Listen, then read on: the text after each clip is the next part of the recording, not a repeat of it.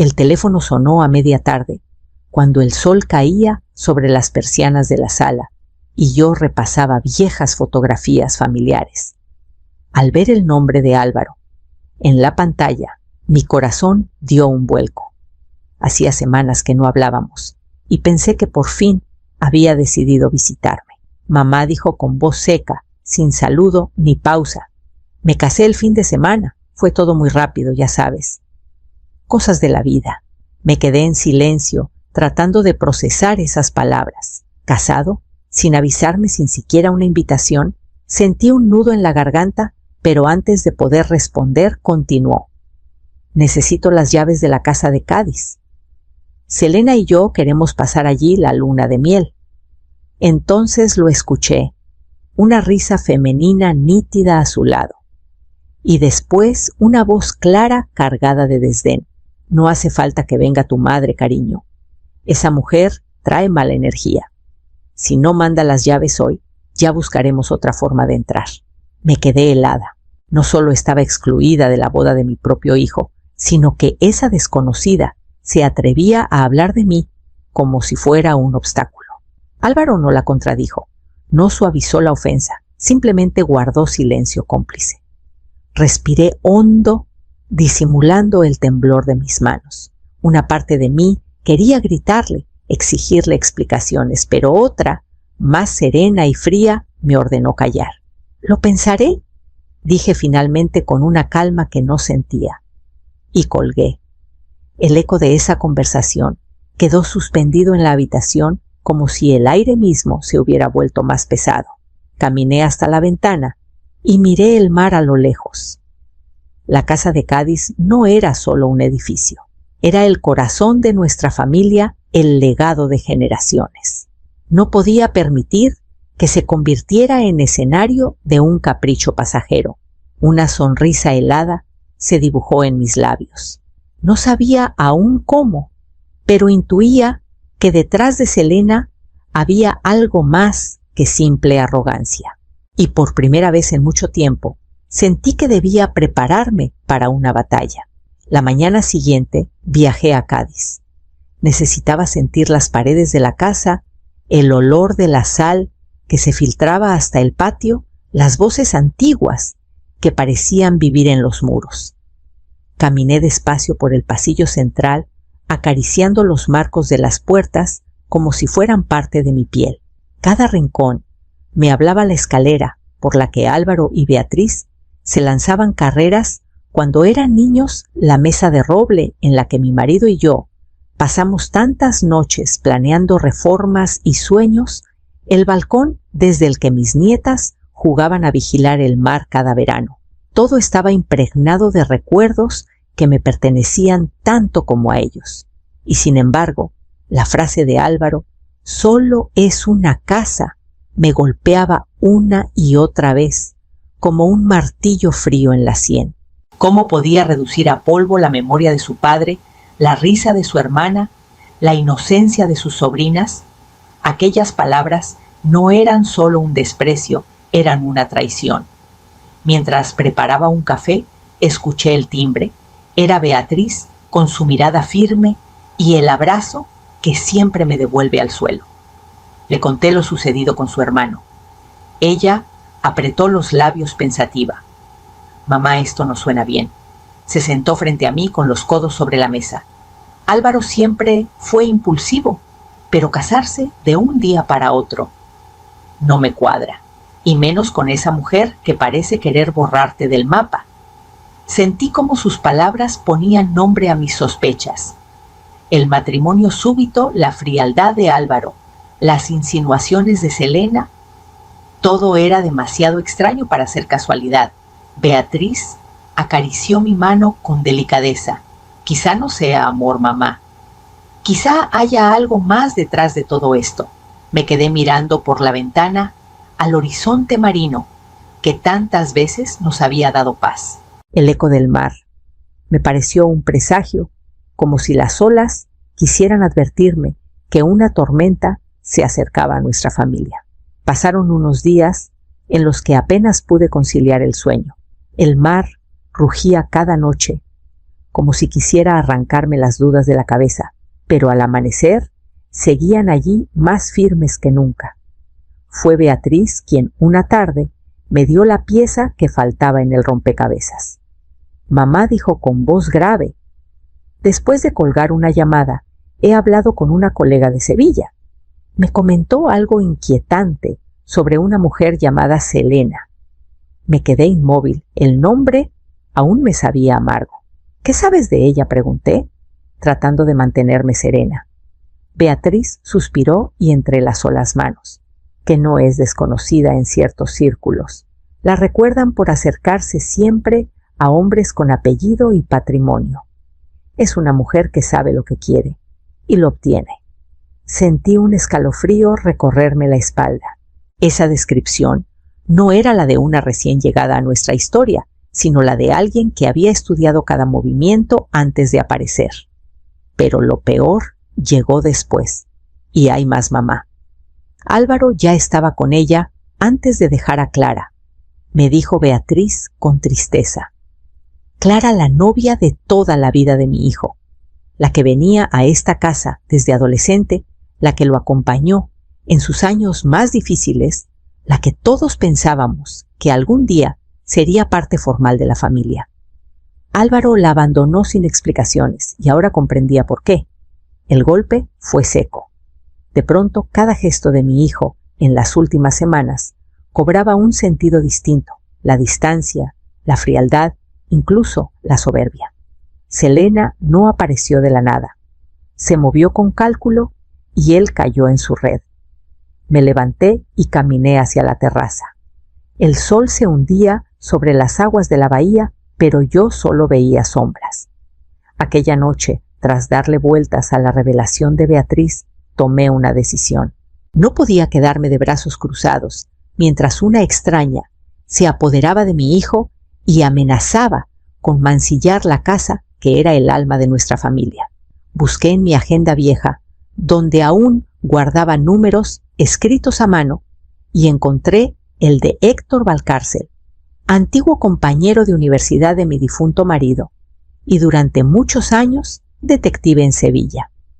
Al descolgar el teléfono, reconocí su voz grave, intacta, pese al tiempo. Le expliqué con más emoción de la que hubiera querido lo ocurrido con Álvaro y esa mujer llamada Selena. Hubo un silencio breve al otro lado, seguido de un suspiro. Por ti, Ludmila, y por la memoria de Arturo, claro que lo haré. Déjame unos días, respondió con firmeza. Al colgar, me invadió una mezcla de alivio y melancolía. Caminé por la galería de la casa donde aún colgaba el retrato de mi marido. Recordé su manera de mirar el horizonte desde el patio con esa serenidad que me contagiaba en los momentos más oscuros. Una frase suya resonó en mi memoria como si la hubiera pronunciado ayer. La casa es el corazón de nuestra familia, protégela siempre. Me detuve frente a las ventanas abiertas, dejando que el aire del mar agitara las cortinas. Comprendí que no se trataba solo de paredes y techos. Defender esta casa era defender la memoria de los veranos con risas infantiles, de las sobremesas interminables de la mano de Arturo sobre la mía. Era defender la raíz de lo que éramos, incluso si Álvaro lo había olvidado. Respiré hondo, sintiendo que algo dentro de mí despertaba. Ya no era la madre herida que recibía insultos al otro lado de un teléfono. Ahora era la guardiana de un legado. A los pocos días recibí la llamada de Héctor. Su tono era sobrio, casi quirúrgico, como si pesara cada palabra antes de soltarla. Me citó en una cafetería discreta en pleno centro de Cádiz. Allí, con un sobre manila sobre la mesa, me miró con esos ojos grises que nunca olvidaban nada. Lo que voy a decirte no será fácil, Ludmila advirtió. Tu nuera no se llama Selena. Su nombre verdadero es Sara Molina. Nació en Sevilla en un barrio humilde y a los 18 años empezó a borrar todo rastro de su infancia. Papeles cambiados, amistades cortadas, incluso una mudanza repentina. Abrí el sobre con manos temblorosas. Entre las hojas había fotos, registros y testimonios. Era como si la mujer que había entrado en mi vida fuera una actriz que nunca dejó de interpretar. Hay más, añadió Héctor, inclinándose hacia mí. Meses antes de casarse con tu hijo, estuvo en un evento cultural aquí mismo en Cádiz. Preguntó con demasiado interés por el valor de las propiedades antiguas de la zona, en particular por la casa Ortega. Sentí que el aire se me escapaba del pecho. No era casualidad. Esa mujer había puesto los ojos en nuestro hogar antes incluso de conocer a Álvaro.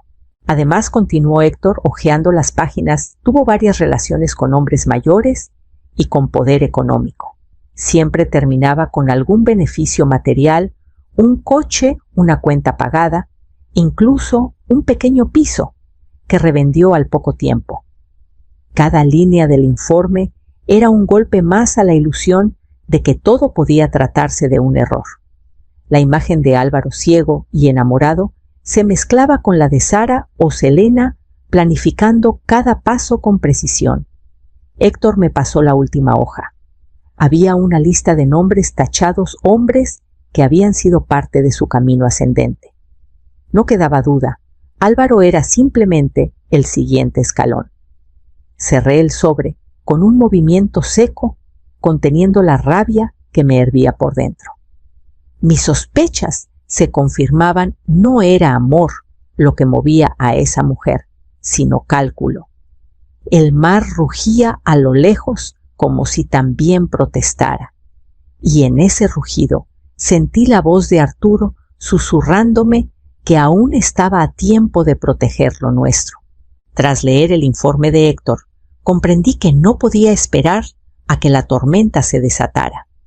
Tenía que actuar antes de que Selena pusiera un pie en esta casa. Viajé a Madrid y pedí cita con Clara Mendizábal, la abogada de confianza que había trabajado con Arturo en sus últimos años.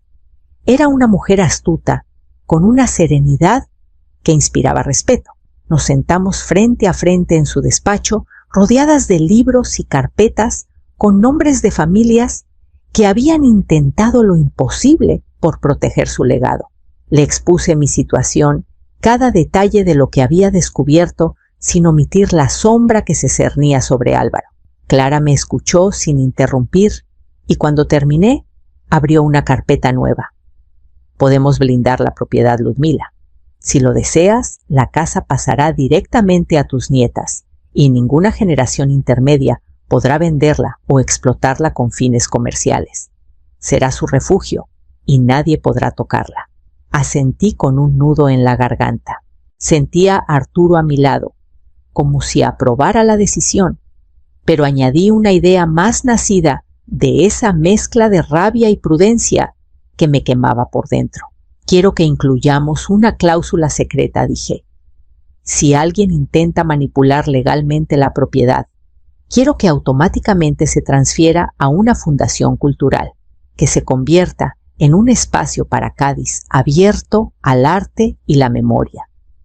Clara levantó la vista sorprendida y sonrió con respeto. Será un candado perfecto. Nadie podrá apropiarse de lo que no le pertenece.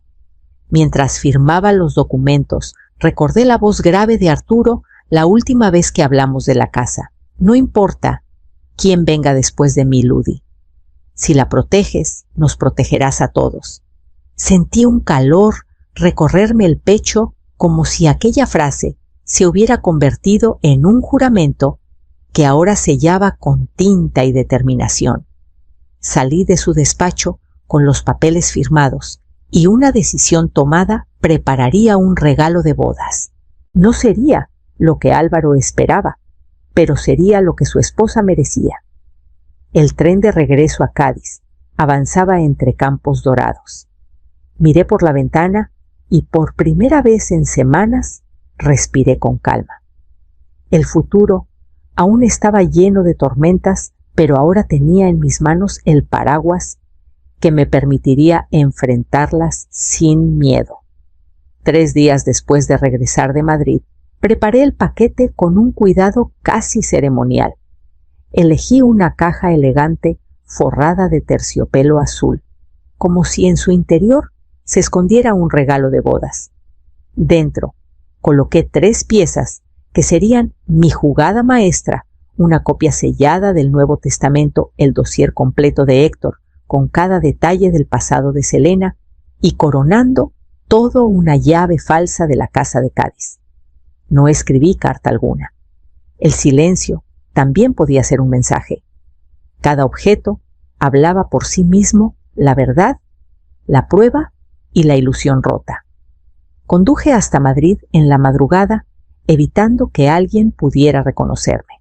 El loft de Álvaro estaba en una calle estrecha llena de fachadas modernas que contrastaban con mi recuerdo de él de niño jugando entre las bugambilias de nuestro patio. Dejé el paquete frente a la puerta y me alejé con pasos firmes sin volver la vista atrás. Mientras conducía de regreso, repasaba cada detalle en mi mente. Recordaba las palabras de mi difunto esposo: protege siempre esta casa, porque no es ladrillo, ni piedra, es memoria. Aquella frase me acompañaba como un faro en medio de la tormenta. No estaba actuando por capricho ni por rencor. Estaba defendiendo lo que él había confiado a mis manos. Esa misma tarde, ya en Cádiz, sonó mi teléfono.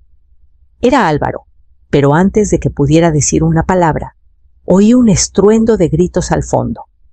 La voz de Selena se imponía cargada de furia y reproches. ¿Me lo ocultaste?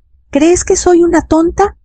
Tu madre nunca me aceptará y ahora resulta que ni la casa será nuestra. El timbre de su voz era agudo, casi desgarrador. Álvaro intentaba calmarla, pero cada palabra suya solo alimentaba más el incendio. ¿Qué es esto de tu Clara Mendizábal? ¿Qué testamento es este?, chillaba ella, golpeando algo que resonó en el auricular. Me quedé escuchando en silencio, con el corazón dividido entre la tristeza y una frialdad necesaria. La bomba había explotado justo como lo había planeado. Colgué sin intervenir.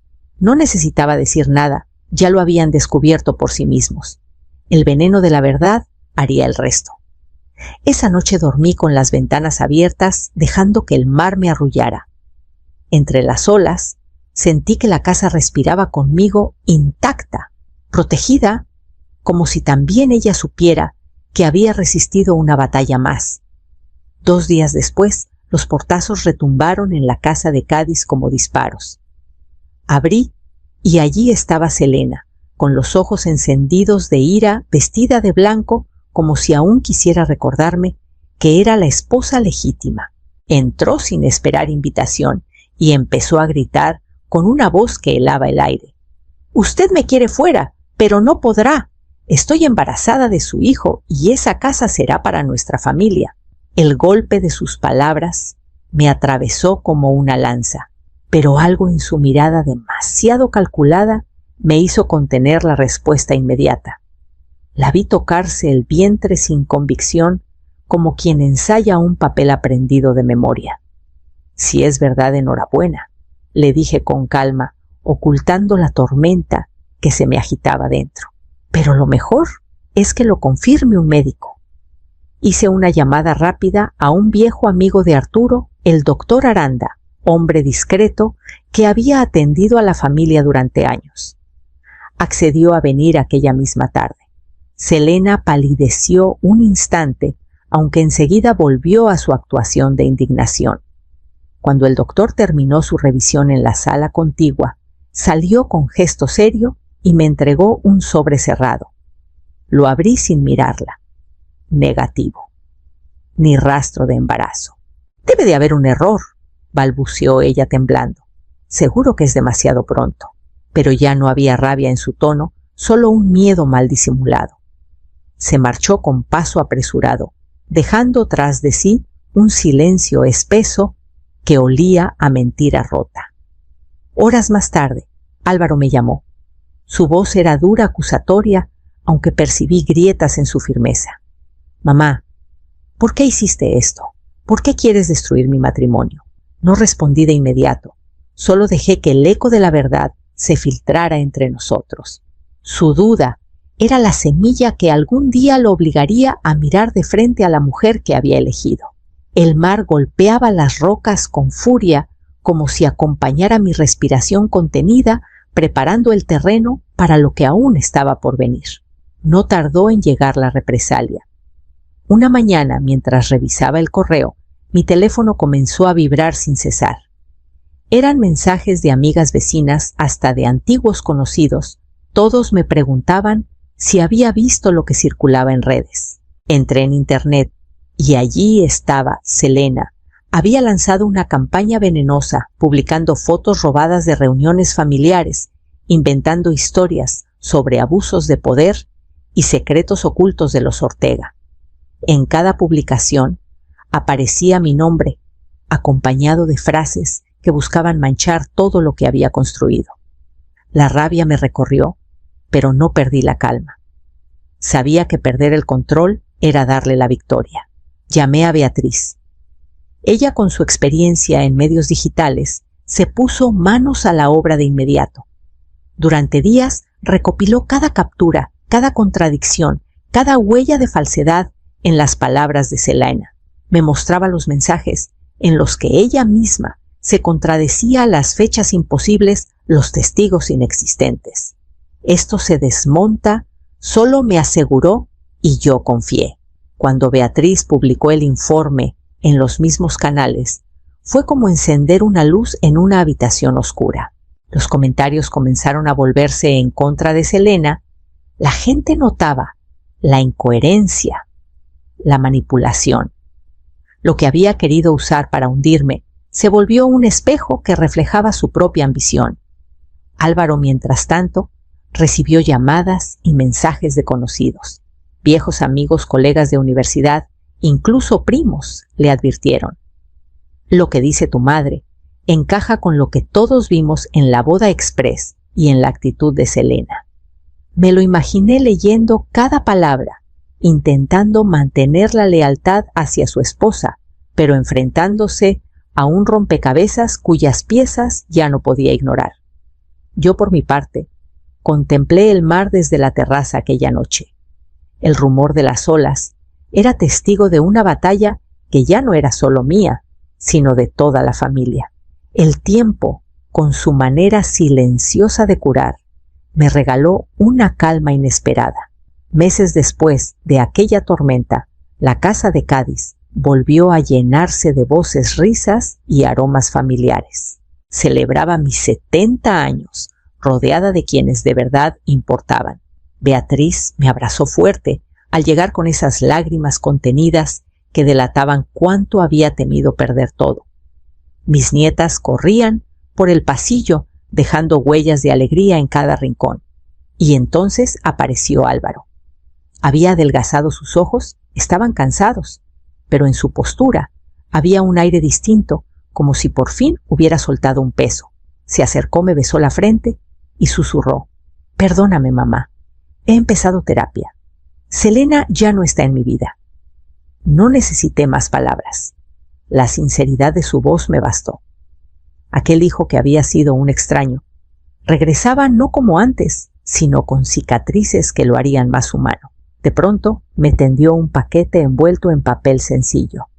Dentro había un cuaderno escrito a mano. Las primeras páginas contenían recuerdos familiares, las tardes de pesca con su padre, las navidades en esta misma casa. Anécdotas que pensaba dejar en herencia a sus sobrinas. Quiero que tus nietas sepan de dónde vienen, me dijo, que nunca olviden lo que significa este hogar. Me invadió una ternura inmensa. Aquella casa tantas veces amenazada, ahora era símbolo de resistencia, pero también de unión renovada. Al caer la tarde, nos reunimos en la terraza. El Atlántico brillaba bajo el sol poniente. Levanté mi copa de vino y con voz firme pronuncié: a veces, para conservar lo que importa, no basta con defender la silla. Hay que poner tu propia mesa. Todos chocamos las copas y el eco del brindis se confundió con el rumor del mar. Mientras el viento acariciaba mis cabellos plateados, comprendí que las paredes pueden derrumbarse o reconstruirse, pero las lecciones aprendidas al defenderlas son las que verdaderamente perduran.